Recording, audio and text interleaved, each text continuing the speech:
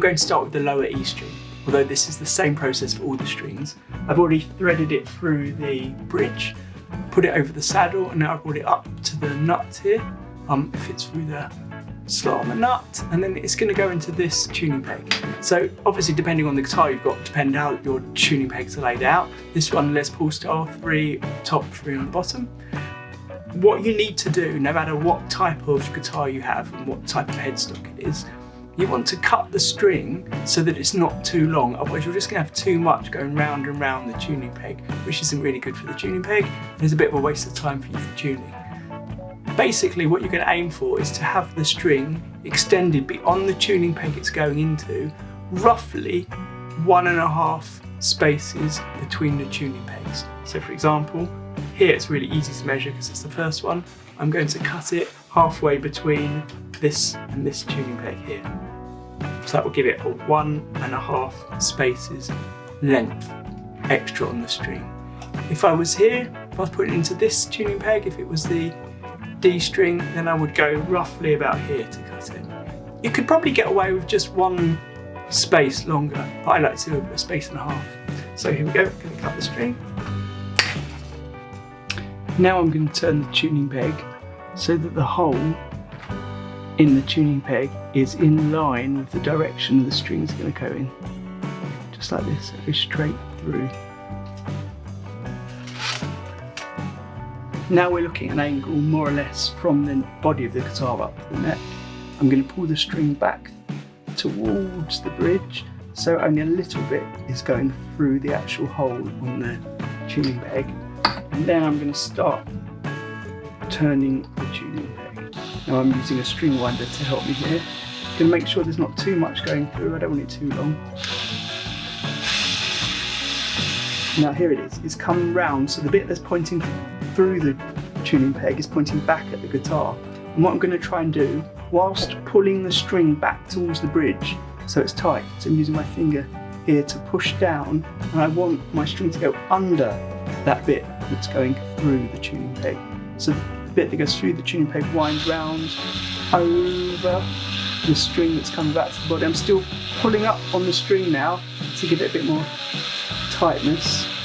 I'm not going too fast, but this time I'm going to make my string go over the bit that's sticking through the peg. And now it's through, I'm going to push it back down again. So it's a bit like it's sandwiching the string between the two parts. You can just about see here the string coming through the tuning peg, and there's one bit of string going underneath it, and one bit of string going above it. Now as I carry on winding and go back underneath it, I've got to be careful not to get my finger stuck.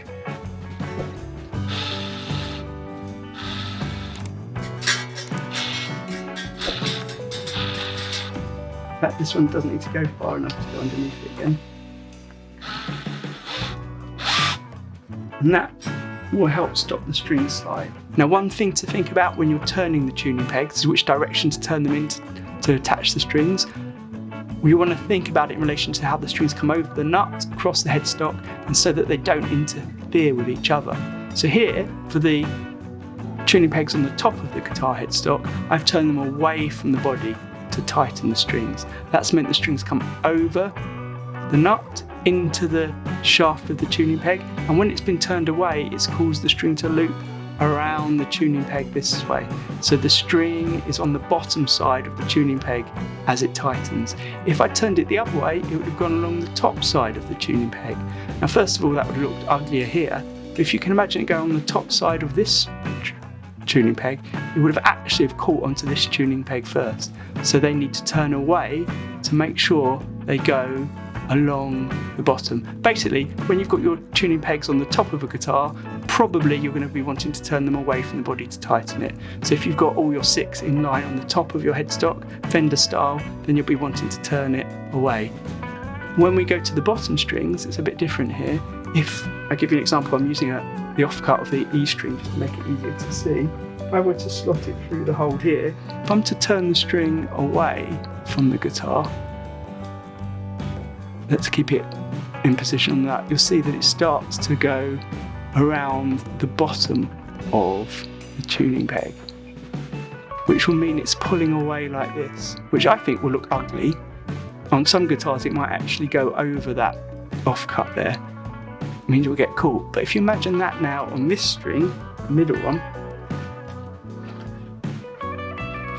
coming away, let's do it this way around, it would actually catch on this tuning peg before it even gets back to the nut, which would mean that as you're tightening this, there's a risk that the string will get caught here. You'll be tightening it in it just between this gap, just stretching this part of the string and therefore breaking the string. So you always want to think carefully about where it's going, and as a rule of thumb, normally if the tuning peg's on the top side of the headstock, you're turning away, and if on the bottom side, you're turning towards the body. I'm going to teach you different ways to tie your string. Let's get down to the bench and look at method 1. So the first way to do it is put the string through. I'm going to start with the top E. I'm just going to thread it slightly through the string winder. I haven't cut the string at all, so the ball end is at the bridge at the moment, and using my string winder on my screwdriver, I'm just going to tighten it up.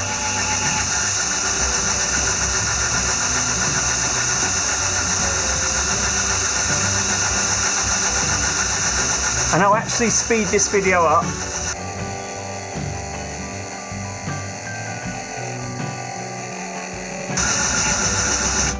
There we go.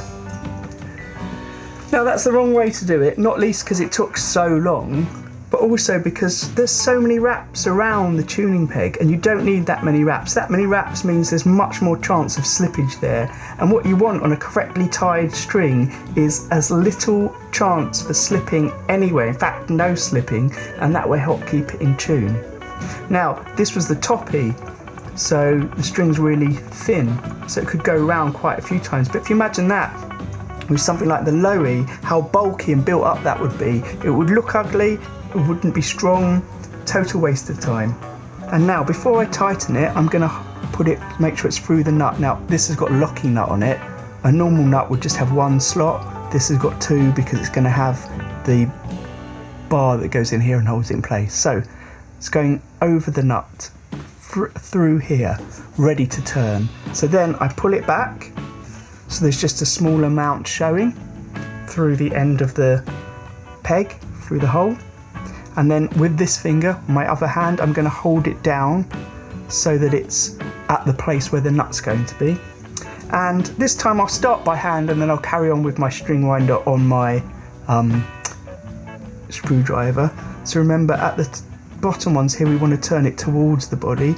So I will start turning it, and this method is what I would just call the beginner method, or the sort of simple method, which is it's going through here, I'm turning it round, and as it goes round, like at this point here, I'm just going to pull back on the string slightly, but not pulling it all the way through, just so there's a bit of tension here on this gap here. I'm not pulling it too tight because I want to pull it back out, and now it's round enough I can pull much harder on here and it's not going to come out.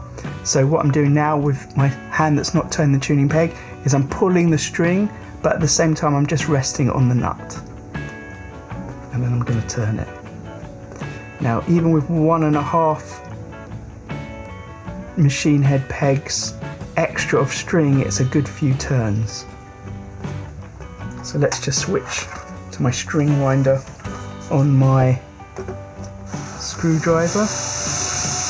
You absolutely don't need to have string winders. I'm just feeling lazy. I would also speed it up for you. Great.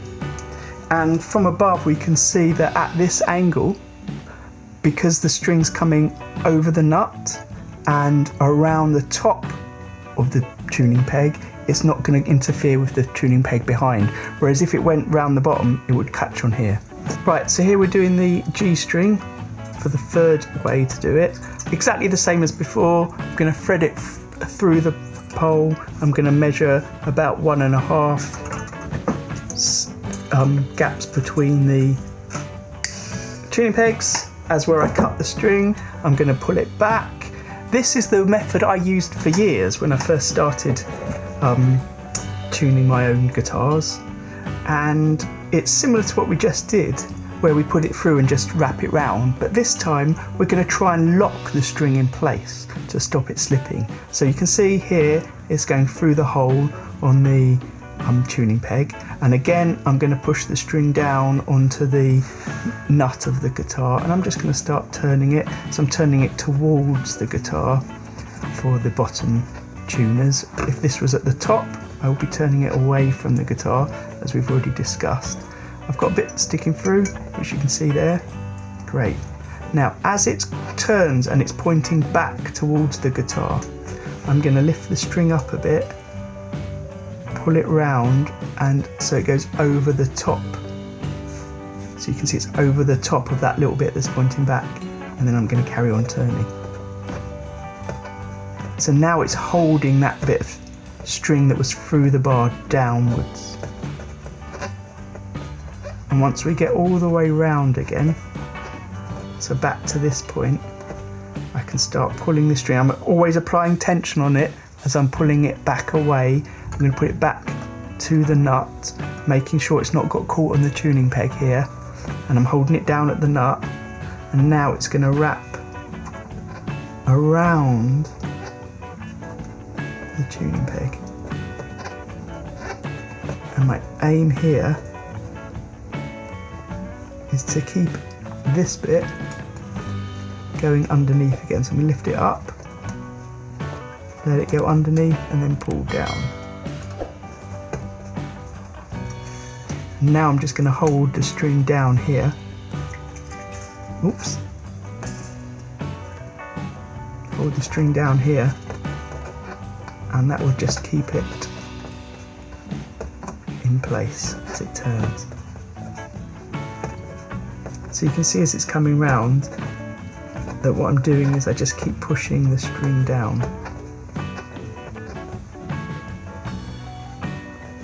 Let's lift it up again.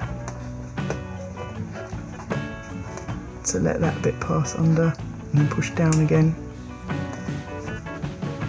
Let's speed it up a bit. You can see what it's doing here is that the wraps are just pushing down on that bit of string.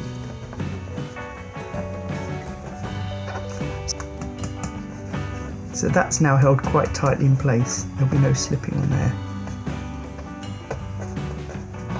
There we go. So this is the fourth method, the fourth string, the D string, which goes at the top tuning peg, the end one along the top edge. So what I'll do is my normal method, I'll measure 1.5 spaces along, which is here, and cut my string. Now this method I'm about to show you is quite similar to the last one, where we're trying to clamp the string in place, but instead of just clamping it in one place, we're going to clamp it above and below. Now this is the method I've been using for years. So I put the string through, so it's just through a tiny bit, and this is quite awkward to do on the camera, but I'm going to do it by hand and turn the tuning peg.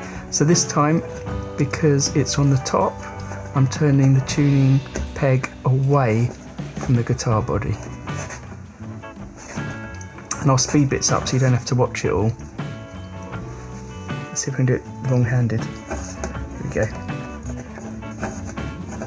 And what I'm going to do is make sure just a small bit of the string is pointing through the tuning peg.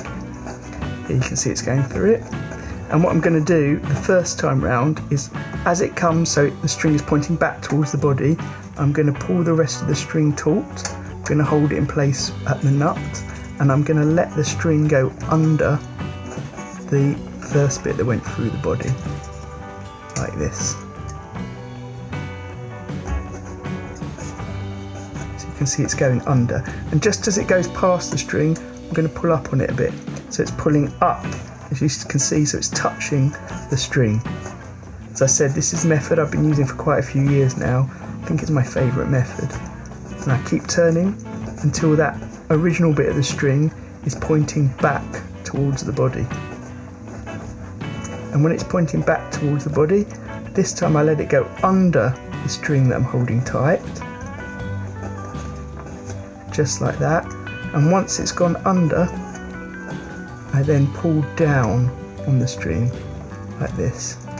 Again, it's very awkward to do for the camera here. So as you can see, it's sort of pinching the string in place. Let's swap hands, I'm doing it the correct way here. And now I just want my strings to stay looping round, but looping underneath the previous loops.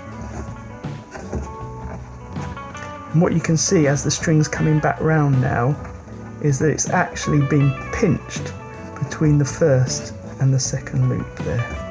The string in place of the nut, you can see just there, it's been pinched, and this new loop is going under the previous loop. Here we go with the fifth way. It's very similar to the last one. I've already cut my string. I'm going to push the string through so it's sticking out a little bit, and then I'm going to wrap it around the tuning peg like so.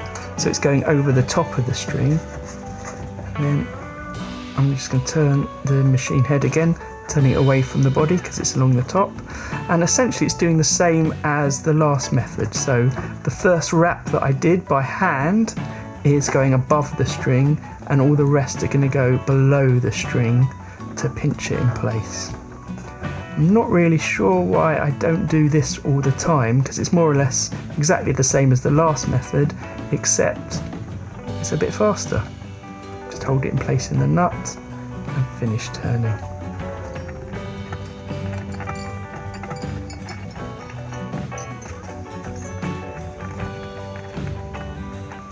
Here we go with the sixth string. I'll put it through. It's the sixth method. It's also maybe the hardest string to demonstrate with because it's the thickest string. I'll wrap it round like this so it goes back under the string.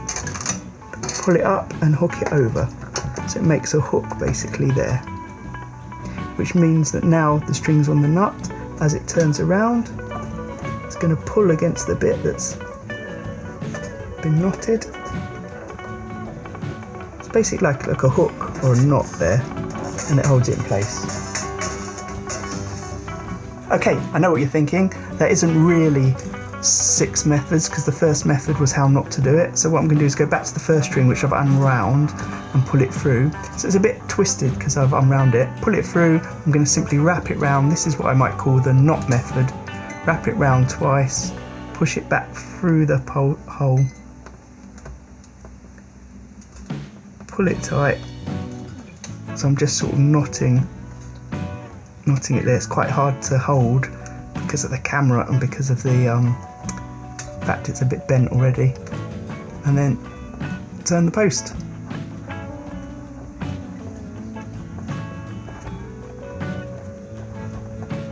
There you go. So it's quite a quick method, quite a messy method, but it works. Great, well thanks for watching. What would be really helpful for me and future viewers is to let us know below what method you use for tying your strings so we can see what the most popular is. Maybe there's a method here that you really like, that you really don't like, or maybe there's a whole different one that you use. So until my next video, happy strumming.